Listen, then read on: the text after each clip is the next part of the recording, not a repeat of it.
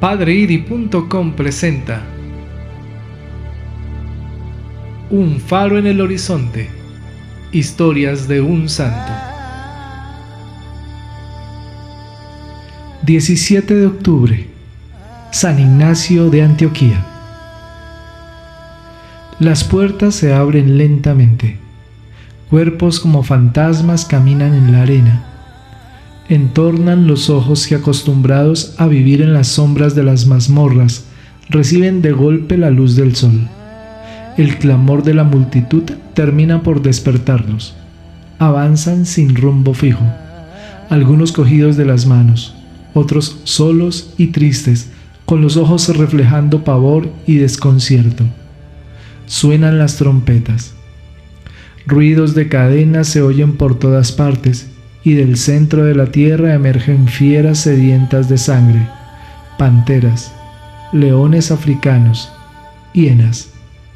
La fiesta ha comenzado. Es el circo máximo que ofrece a los romanos el espectáculo de ver morir a cientos, quizás miles de cristianos, testigos de su fe en Cristo. Son los tiempos del emperador Trajano, allá por los años 98 a 117 de nuestra era, en donde ser cristiano implicaba dar la propia vida. Charcos de sangre inundan el lugar, miembros despedazados y descuartizados por todas partes, algún quejido lastimero y doliente de alguno que ha sobrevivido. La noche ha llegado y cobija los pinos y cipreses de las colinas romanas, y entre los lamentos y quejidos se oyen vibrar las palabras de un anciano, muerto y despedazado por un león. Son palabras que han quedado grabadas en los corazones de sus fieles, allá en la lejana Antioquía. Es Ignacio, el segundo sucesor de Pedro como obispo de Antioquía. Por favor, hermanos, no me privéis de esta vida, no queráis que muera, dejad que pueda contemplar la luz. Entonces seré hombre en pleno sentido. Permitid que imite la pasión de mi Dios. Soy trigo de Cristo, y quiero ser molido por los dientes de las fieras para convertirme en pan sabroso a mi Señor Jesucristo. Animad a las bestias para que sean mi sepulcro, para que no dejen nada en mi cuerpo, para que cuando esté muerto no sea gravoso a nadie. Si no quieren atacarme, yo las obligaré. Os pido perdón. Sé lo que me conviene. Ahora comienzo a ser discípulo. Que ninguna cosa visible o invisible me impida llegar a Jesucristo. Poneos de mi lado y del lado de Dios. No llevéis en vuestros labios el nombre de Jesucristo y deseos mundanos en el corazón. Aun cuando yo mismo, ya entre vosotros, os implorara vuestra ayuda, no me escuchéis, sino creed lo que os digo por carta. Os escribo lleno de vida, pero con anhelos de morir. Son palabras de la epístola que este apasionado y valoroso atleta de Cristo, padre apostólico, discípulo de los apóstoles San Juan y San Pablo, sospechando el glorioso fin que le aguardaba, dirigió a los cristianos de Roma, y ciertamente fue condenado por el emperador Trajano a morir en el circo bajo las fauces de las fieras. Ignacio de Antioquía sabía que la verdadera vida era aquella que le esperaba después de la muerte, en donde podría contemplar cara a cara el rostro de Cristo.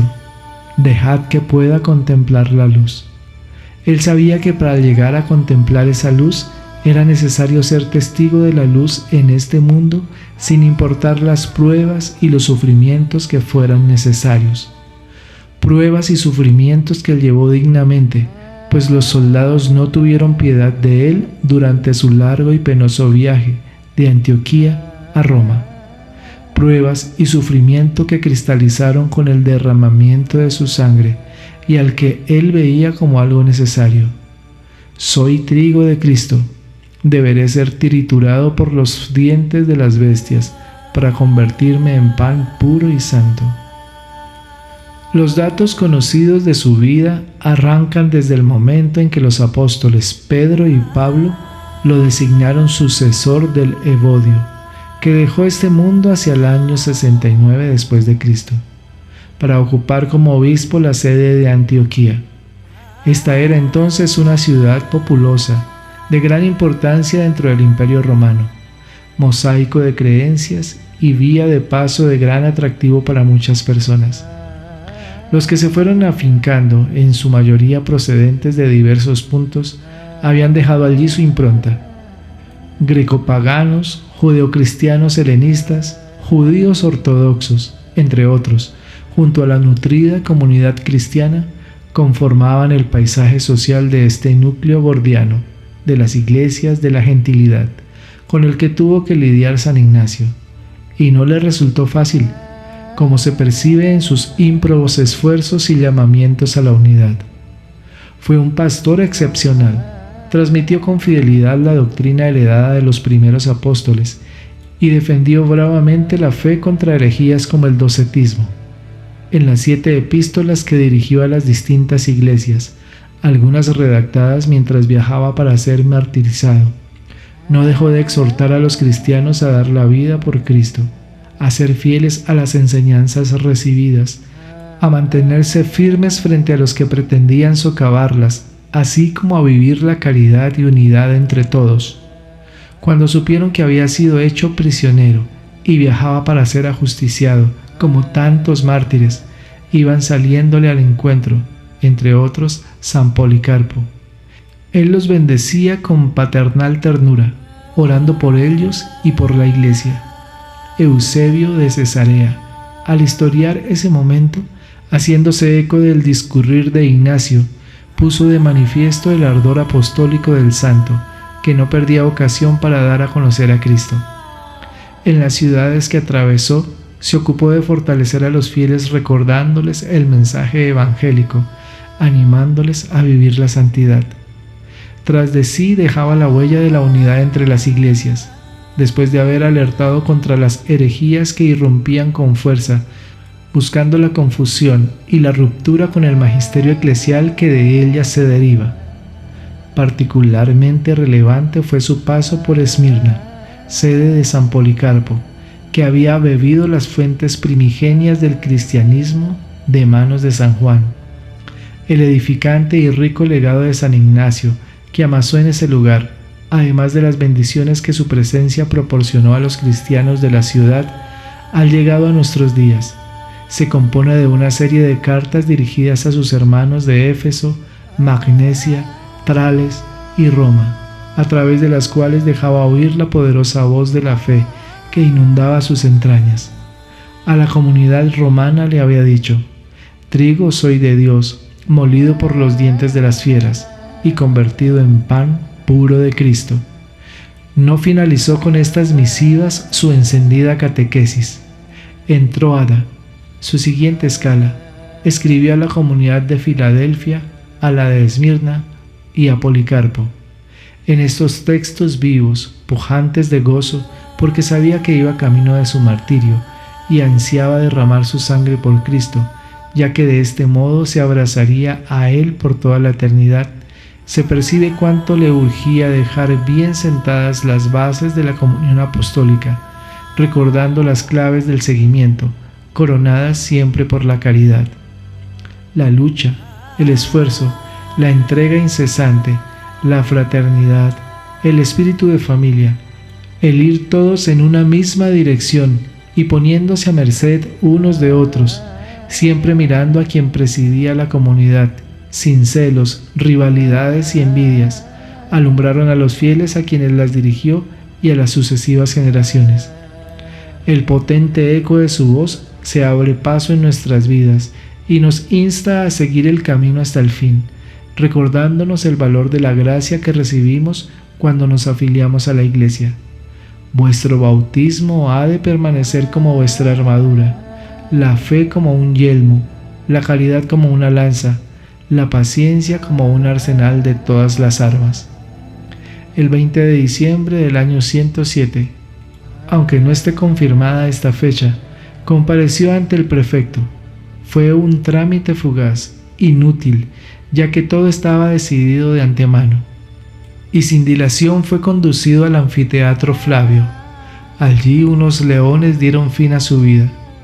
Las actas de los mártires reflejan este cruento sacrificio del gran prelado de Antioquía, cuyo sobrenombre de Teópolos, portador de Dios, sintetiza el acontecer de este testigo de Cristo, que derramó su sangre por él.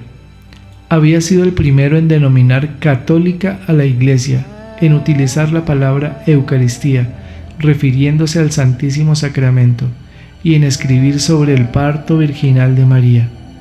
Ha dejado obras excepcionales mostrando que la doctrina eclesial procede de Cristo por medio de los apóstoles. Sus restos fueron llevados a Antioquía. Un martirio nada lejano a nosotros, en los que hoy en día se nos pide a los católicos ser mártires incruentos, es decir, mártires que no derraman su sangre física, sino la sangre de la fidelidad a los mandamientos de la Iglesia. Es el martirio de la vida diaria, de los que como Ignacio proclaman con su ejemplo cotidiano que no es justo hacer lo que la ley de Dios califica como mal para sacar de ello algún bien. De aquellos que aman tanto a Cristo y a la Iglesia, que respetan sus mandamientos, incluso en las circunstancias más graves, y prefieren la propia muerte antes de traicionar esos mandamientos. Son los mártires que en silencio saben ser católicos hasta las últimas consecuencias. La esposa que ante el horror de comunicar al marido que ha quedado embarazada nuevamente en circunstancias económicas desfavorables, saber ser valiente y consecuente con su realidad de católica y nunca piensa en el aborto como la medida más fácil y segura para no tener problema con el marido.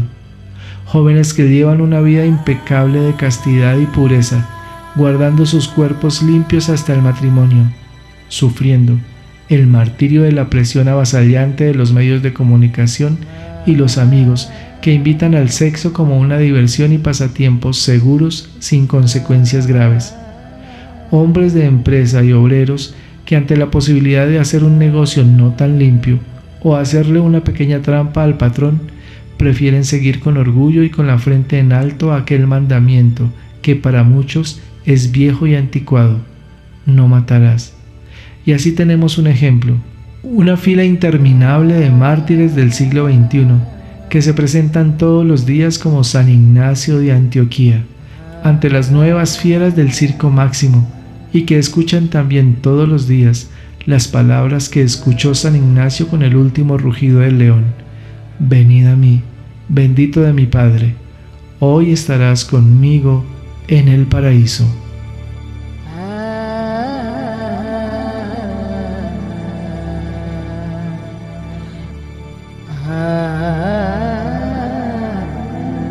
Al ingresar a la página padreiri.com encontrarás ayuda valiosa en cuanto a catequesis y oración.